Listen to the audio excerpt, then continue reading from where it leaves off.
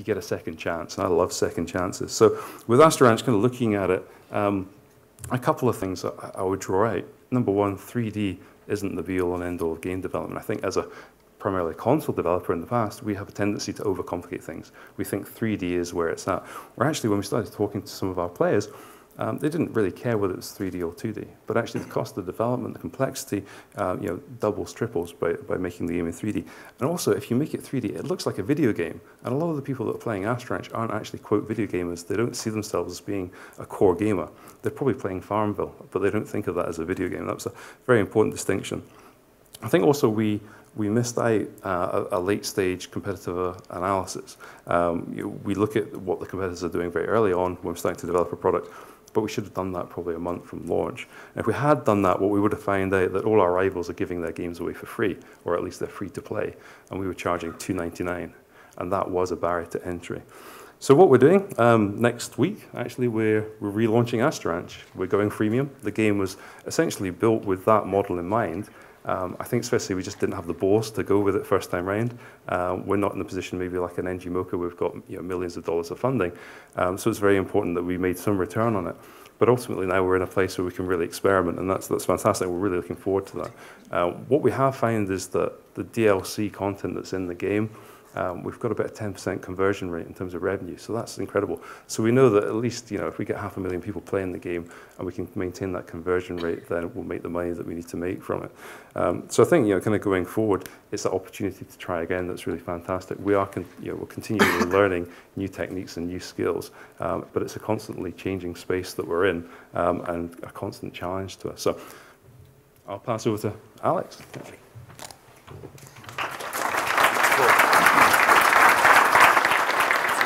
Great. I'll just very briefly introduce Alex. Alex Amsel. He founded Tuner 14 years ago, based in Sheffield.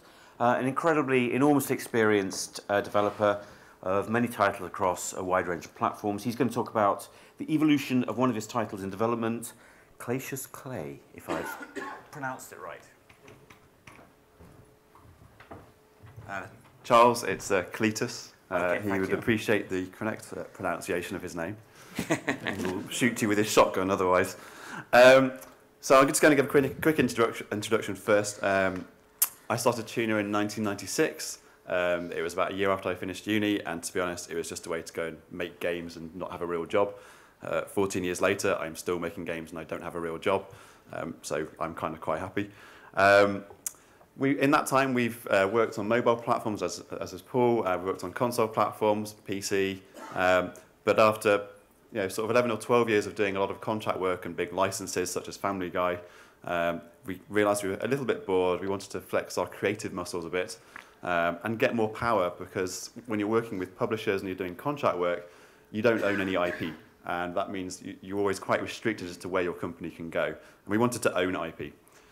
So what we're doing now is we've got two projects, one of which I'm going to talk about, which is Cletus Clay. And then we have a second project, which is with Channel 4, which is a project for Channel 4 Education, which is a web game. But what we've done is, by doing two projects in different areas, we're trying to broaden our horizons. Instead of working for publishers, we're working for broadcasters, and instead of working for other developers doing contract work, we're creating our own IP. So Cletus Clay is what I'm going to talk about. If we can show the action video. This is a work in progress game. This is just some gameplay footage we recorded last year. So it's a little out of date now, but it will give you the idea of what the game is. You can't quite see it, it's a little dark. Is it possible to turn that up or not? It may not be. Basically, it's an Xbox Live Arcade game.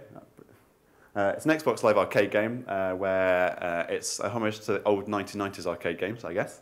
But all of the artwork within it is actually modelled in clay or in plasticine. And everything that's actually on the screen, although it's a little dark, is based on the actual photographs we take. So we don't put things into 3ds Studio Max. Everything there does actually exist, usually in our office, and there is a plasticine model of it. The game was originally started by a guy called Anthony Flack in New Zealand many years ago, 2003. He was creating a PC casual game with this, having created a game called Platypus, which is very successful in the PC casual market. I started speaking to Anthony about 3 years ago when he was struggling to finish it because he had a day job. and we revamped the game to be a full Xbox Live style arcade game, which Microsoft agreed to publish, or agreed to release. In that time, we've had lots of ups and downs. We have to work out how to fund this sort of game. It's not the easiest kind of game to make. It's got a very unique aesthetic, but the problem with that is it takes a lot of time to create. It's made in the same way as Wallace and Gromit. If we show the second video, it'll give you some idea of actually how it's put together. If we put the sound up on this, it'd be great. I will appear very shortly. Run VT.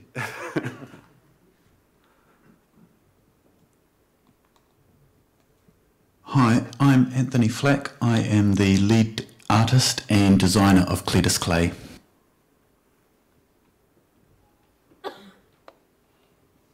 I started out doing regular stop motion animation for TV, video. When I started making games, it seemed like a good way to make sprite games. It was a good method that I had for generating 2D sprites. But what we're doing now is quite a lot more complicated than that, and it's become sort of more about the challenge of how close can we get to creating a convincing illusion of the stop motion animation, as opposed to using conventional CG methods. I think that in building the models by hand and photographing them in a way that captures the little idiosyncrasies of the models, it gives the whole look of the thing an intimacy, I guess, that people will respond to it like they respond to a handmade thing.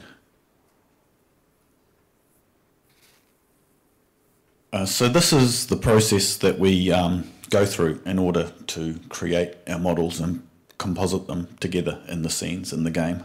Everything starts out as preliminary sketches that I scrawled out at the start of designing the game, which allows us to go through and see all the different elements that we need to build. And then each one of those models is built individually, either by myself in New Zealand or by Sarah in the UK. And then the models are photographed, cut out, cleaned up in Photoshop, and then we take that image and we sort of extrude it into 3D by mapping it onto a mesh of triangles and just sort of pulling out parts of the shape to create a relief sculpture, which looks 3D from the front.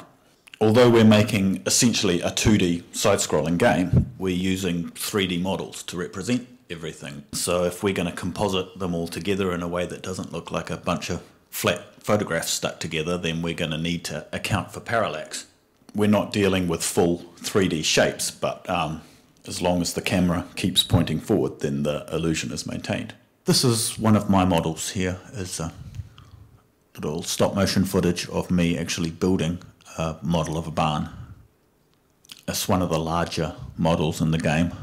Even though we're assembling everything from pieces, I still wanted to use larger freestanding models as much as I could and really try to make sure that the computer didn't end up dominating the process too much, that there was still plenty of old-fashioned modelling being used. Okay, so now I'm going to hand you back over to Alex, who will attempt to answer your questions or otherwise stand there smiling politely. Now, the key reason we're doing Cletus and not one of the many other ideas that we had was that, as you could see, Cletus is quite a unique game. The way it's made is unique, the way it looks is unique. On an HD TV, with the current version, it looks absolutely fantastic, and you aren't quite sure what you're looking at.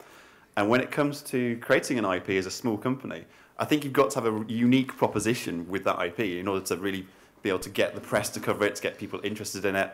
And we have an interest in visuals, and for us doing something in